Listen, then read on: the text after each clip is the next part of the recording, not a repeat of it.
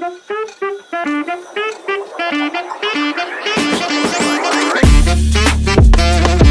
Krishna, welcome to our channel the way of law. तो इस video में मैं ये बात करने वाली हूँ, मेरे पास कुछ कमेंट्स आए थे और कुछ स्टूडेंट्स ने पूछा भी था कि क्या एलएलएम और प्रैक्टिस साथ में कर सकते हैं। तो मैं आपको दोनों पर्सपेक्टिव से बताऊंगी, टाइम मैनेजमेंट और अगर आप जुडिशरी की प्रैक्टिस कर रहे हैं तो 3 ईयर प्रैक्टिस रूल है, उसके रिगार्ड में भी बताऊंगी। तो देखिए, जो हमारा एलएलएम है ना, ड्यूरेशन वाइज वो 3 कैटेगरीज में फॉल करता है। एक 1 साल का एलएलएम है, एक 2 साल का, एक 3 साल का। बात करते हैं 3 साल वाले 3 ईयर एलएलएम, वो सिर्फ और सिर्फ दिल्ली यूनिवर्सिटी कराता है। तो वो तो ऐसा डिजाइन ही किया गया है, वर्किंग प्रोफेशनल्स के लिए डिजाइन किया गया है। तो अगर आप 3 ईयर वाले एलएलएम करते हैं, इवनिंग में क्लासेस होती है, क्लासेस बहुत ज्यादा हेक्टिक नहीं होती, क्योंकि ऑब्वियसली जो आपको 2 साल में पढ़ाया जा रहा है आपको 3 साल में पढ़ाया जा रहा है। और अगर हम लोग 3 ईयर प्रैक्टिस रूल की बात करें तो प्रैक्टिस में काउंट होगा कि नहीं, तो बिल्कुल। अगर आप जुडिशरी का एग्जाम देना चाहते हैं, आप साथ में एलएलएम कर रहे हैं, तो वो जो 3 साल है आपके, वो काउंट होंगे एज अ प्रैक्टिस।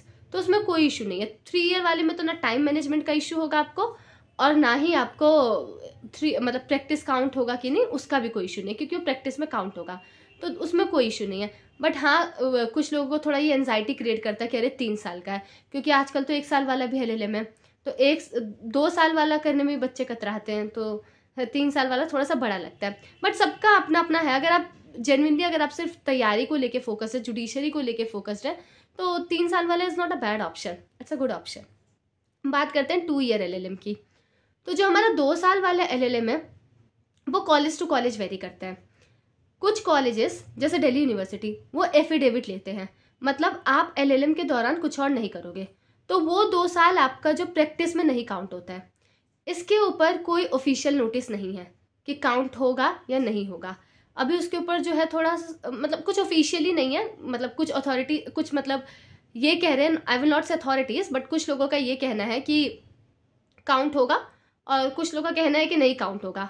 तो वो समझ लो ना क्या पोजीशन है उसकी। इट्स लाइक कि जो स्क्रिप्चर्स में डिस्क्रिप्शन देते हैं ना, कि पेटल के ऊपर पानी ओस की बूंद रहती है ना, टलमल टलमल, तो वही सिचुएशन है उसका। तो मेरे पढ़ने में मेरे सामने तो ऐसा कोई ऑफिशियल नोटिस नहीं आया है। और कुछ लोगों का तो ये भी कहना है, मैं लाइटर नोट पे बोल रही हूँ, डोंट टेक इट पर्सनली, कहना ये है कि अगर क्लियर होगा तब ना देखेंगे कि प्रैक्टिस में काउंट होगा कि नहीं। एक्चुअली थोड़ा मार्किंग डिफिकल्ट होता है दिल्ली यूनिवर्सिटी का।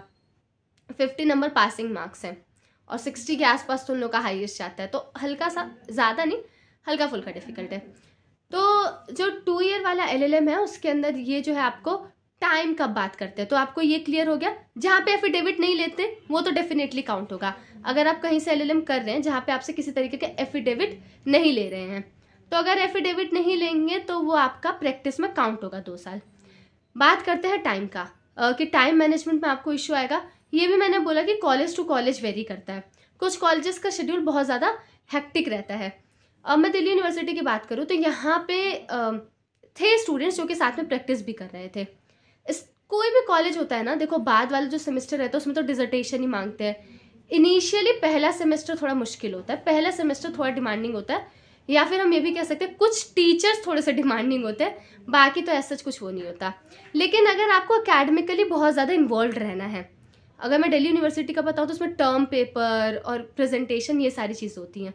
तो अगर आपको अकेडमिकली बहुत ज़्यादा इन्वॉल्व रहना, आपको खुद सब चीज़ें रिसर्च करनी है, तो फुल फ्लेज प्रैक्टिस आपके लिए थोड़ा सा मुश्किल हो सकता है। लेकिन अगर आपको टाइम मैनेजमेंट और बैलेंसिंग में एक्सपर्ट है तो ऐसा आपको कोई इशू नहीं होगा। और इनिशियली 1-2 महीने में प्रॉब्लम हो सकता है, बाद में कोई भी इशू नहीं होगा, बाद में आप लोग मैनेज कर लोगे। तो ऐसा नहीं है कि कुछ बहुत प्रॉब्लम आपके ऊपर है। अगर आप रिस्क लेने के लिए तैयार हो तो देन इट्स गुड। और इतना भी कुछ नहीं होता है, life is all about taking risk and challenges, right.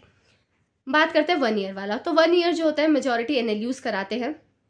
अब एनएलयूज जो रहते हैं, जैसे मैं दिल्ली की एक चीज़ बताती हूँ, यहाँ पे प्रैक्टिस करना ईजी हो जाता है, क्योंकि वो ये जो यहाँ का एनवायरनमेंट है थोड़ा फ्रेंडली है, लिटिगेशन फ्रेंडली है अगर किसी को प्रैक्टिस करना है तो। बट अगर आप एनएलयूज में है जो कि 1 ईयर का करा रहे हैं, और वो थोड़ा ऐसी जगह पे नहीं है जहाँ पे लिटिगेशन इतना फ्रेंडली नहीं है, तो वहाँ पे थोड़ा सा आपको प्रॉब्लम हो सकता है। और मैंने कुछ एनएलयू से जो स्टूडेंट्स एलएलएम कर रहे थे उन लोगों से बात करी, तो उन्होंने ये बताया कि शेड्यूल जो है बहुत ज़्यादा हेक्टिक होता है, क्योंकि 1 ही साल का है, तो फर्स्ट सेमेस्टर तो डेफिनेटली हेक्टिक होगा। और उसके बाद आप एक बात समझो ना, 1 साल में पूरा उनको ख़त्म कराना है, तो थोड़ा सा हेक्टिक होता है, और लोकेशन अगर आपका थोड़ा इधर उधर है तो आपको थोड़ा सा प्रैक्टिस में प्रॉब्लम आ सकता है। बट वही, और एफिडेविट वाला भी आप लोग देख सकते हैं ना, ओवर द टाइम मुझे लगता है कि और कॉलेजेस निकाल देंगे कि एफिडेविट जो है वो लेंगे या नहीं लेंगे, तो उसके हिसाब से भी डिपेंड करता है कि प्रैक्टिस में काउंट होगा या नहीं। अगर आपसे कोई एफिडेविट नहीं ले रहे हैं तो आपको जो LLM है आप करोगे तो भी वो प्रैक्टिस में काउंट होगा, उसमें कोई इशू नहीं है। और अगर आपको LLM जो होता है, मोस्टली स्टूडेंट्स तब करते हैं जब वो लोग मतलब लॉ कर चुके होते हैं, तो थोड़ी एक मैच्योरिटी रहती है, थोड़ा एक एज रहता है, तो उन लोगों को चीज़ें बैलेंस करना आता है। ये तो मैं उनके लिए बता रही हूँ जो कि मतलब they have just out of the shell, जिन्होंने जस्ट BA LLB किया है। मतलब जो मेरी सिचुएशन थी, मैं अपना सिचुएशन बता रही हूँ। तो जिन्होंने जस्ट BA LLB किया है and they have directly taken admission into LLM, तो उन लोग के लिए कैसा होगा। तो इतना कोई, जैसे मैंने आपको बताया कि बहुत ज़्यादा डिफिकल्ट भी नहीं है, लेकिन अगर टाइम मैनेजमेंट के पर्सपेक्टिव से बोलूँ तो बहुत ज़्यादा डिफिकल्ट नहीं है। और अगर आपको आदत है, you are used to it, तो आपको कोई इशू भी नहीं होगा, तो आप बातचीत ही कर लोगे है ना। मतलब I am saying it on a very Frank note, है ना, आप बातचीत कर लोगे और देख लोगे अटेंडेंस वगैरह का।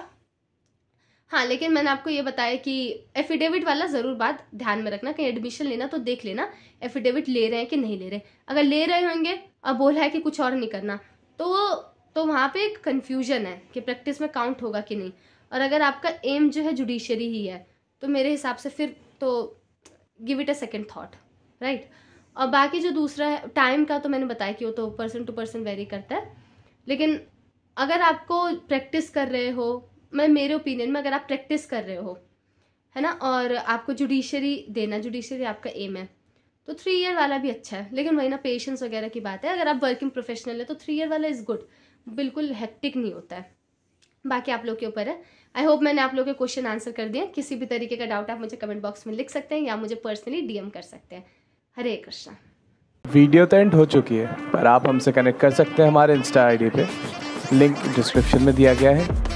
और ऐसी और वीडियोस देखने के लिए हमें सब्सक्राइब करें। हरे कृष्णा।